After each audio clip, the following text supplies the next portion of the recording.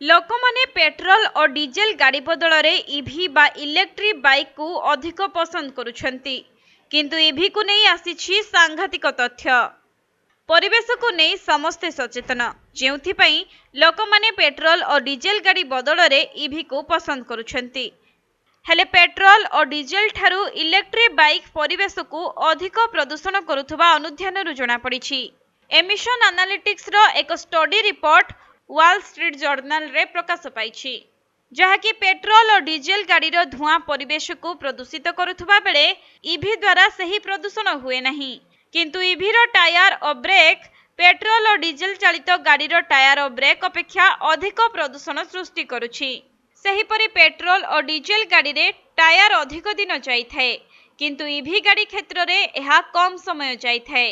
ଏହାର କାରଣ ହେଉଛି ଇଭିର ବ୍ୟାଟେରୀ ବହୁତ ଓଜନିଆ, ଯେଉଁଥିପାଇଁ ଗାଡ଼ି ଚାଲିଲା ବେଳେ ଏବଂ ବ୍ରେକ୍ ଲଗାଇବା ସମୟରେ ଟାୟାର ଅଧିକ ଖର୍ଚ୍ଚ ହୋଇଥାଏ। ସେହି ଦୃଷ୍ଟିରୁ ଦେଖିବାକୁ ଗଲେ ପେଟ୍ରୋଲ ଏବଂ ଡିଜେଲ ଗାଡ଼ିର ଟାୟାର ଯେତିକି ପ୍ରଦୂଷଣ ସୃଷ୍ଟି କରିଥାଏ, ଇଭି ତାଠାରୁ 1850 ଗୁଣା ଅଧିକ ପ୍ରଦୂଷଣ ସୃଷ୍ଟି କରୁଛି।